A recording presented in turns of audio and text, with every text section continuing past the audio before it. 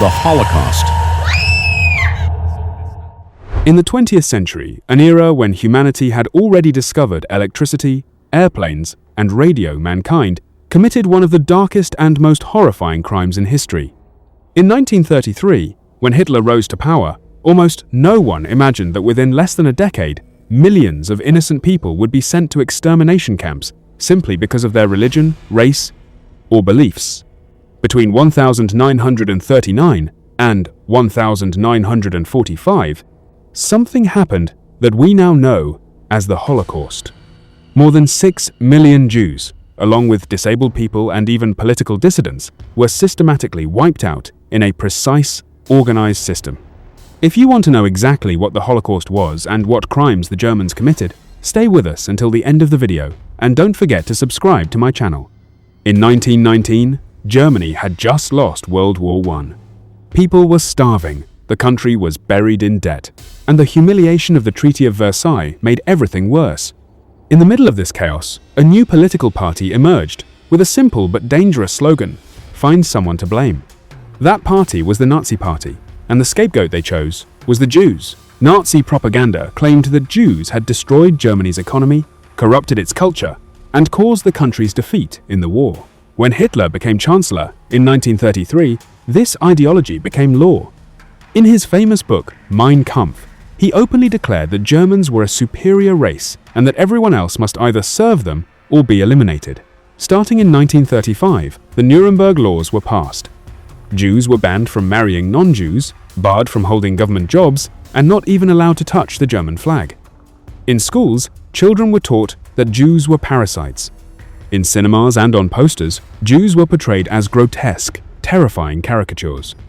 Step by step, society was being primed to see an entire group of people not as neighbors, but as enemies. The scariest part is how slow and gradual this process was. No one imagined that these small restrictions were the first steps toward the largest genocide of the century, unfolding right under everyone's eyes before most people even realized what kind of hell was forming. This is exactly what we need to think about: how propaganda and brainwashing can convince an entire nation that injustice is normal. Now, let's get into the story itself. German soldiers hunted down Jews and forced them onto trains, cattle, cars packed with people, doors bolted shut, windows barred. No one knew where they were headed. All they knew was that for days, they were crammed into tight wagons with no food or water. When the doors finally opened, people gasped for fresh air, only to see, right in front of them, a gate with a now infamous sign: "Work sets you free." It was nothing but a massive lie, a lie that sent millions of people straight to their deaths. From 1940 onward, the Nazis built a vast network of forced labor and death camps. More than 40,000 detention centers existed across Europe, but only a handful of them became the symbols of the Holocaust we know today. When the trains arrived at the camps, the first sounds prisoners heard were barking guard dogs and shouting soldiers. Right at the gate, a selection took place. The healthier and younger were sent to forced labor. Children, the elderly, and the weak were sent straight to the gas chambers. These chambers were disguised as public showers, and the victims believed they were simply going to wash. The doors were sealed, and Zyklon B, an industrial pesticide, was pumped inside. Within 15 to 20 minutes, hundreds of people died in silence. Hours later, guards would open the doors, and the bodies were carried to massive crematoria to be burned, their ashes rising into the sky. But even surviving in a forced labor camp didn't mean a real life. Workers were forced to labor 12 to 14 hours a day in weapons, factories, mines, or brutal construction work. Statistics show that in many of these camps, life expectancy was just a few weeks.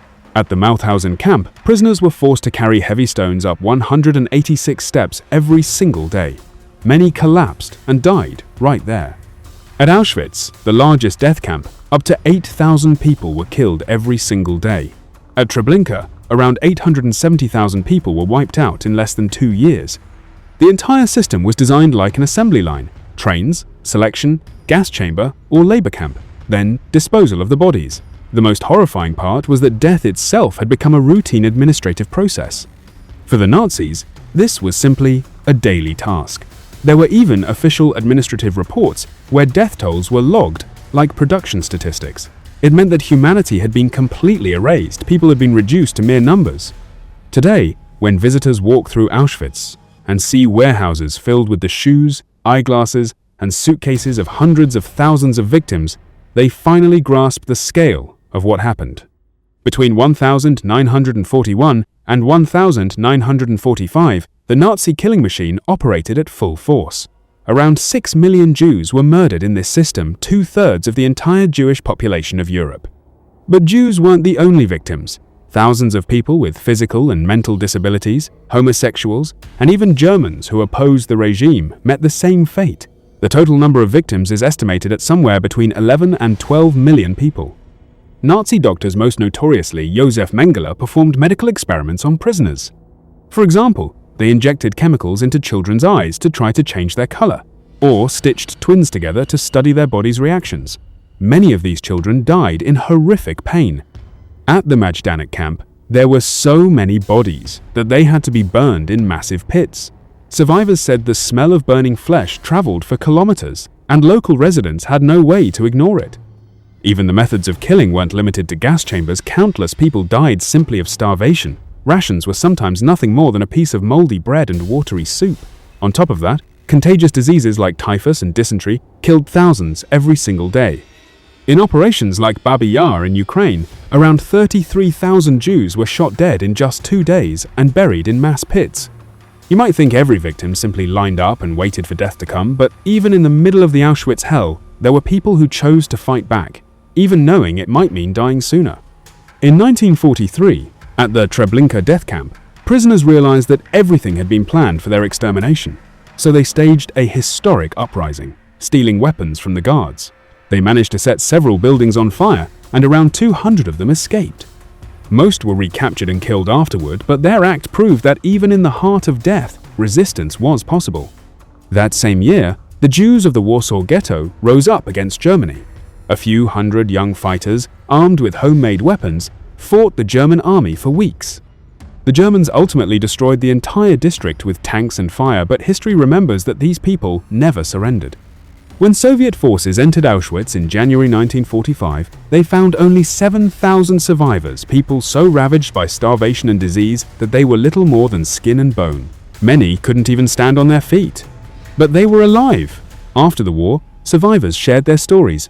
One woman recalled how, every night, she sang the same lullabies in the camp barracks that she used to sing to her own children so that other orphaned children could fall asleep too. Stories like this show that even when death surrounded everything, humanity was still breathing. In a world full of horror, a shared piece of bread, a song sung together, or a small act of defiance could be enough to give life meaning. World War II was drawing its final breath, but no one yet grasped the true scale of Nazi crimes until the camp gates began opening, one after another. When Soviet troops entered Auschwitz in January 1945, they found something even they hadn't expected. Row after row of warehouses filled with victims' personal belongings, not just shoes and glasses, but hundreds of kilograms of hair that had been destined for textile factories. At Bergen-Belsen, British soldiers, instead of facing enemy troops, were confronted with thousands of unburied bodies. Some survivors were so starved they were eating dirt and grass. One British officer later wrote that the smell of death hung over everything like fog. Even the air itself felt contaminated. The Nuremberg trials that same year uncovered even more evidence documents proving that these mass killings had followed precise administrative paperwork. The murder of millions of people had been logged like an industrial project. Arrival dates, death dates, even the exact amount of ashes left behind. The world was shocked. The images released from the camps showed the truth to millions of people for the first time. Until then, many had assumed the reports were media exaggeration, but now denial was no longer possible. Releasing these images wasn't just a historical record, it was a warning. A warning that when power goes unchecked and people stay silent, death and atrocity can operate like a well-organized factory.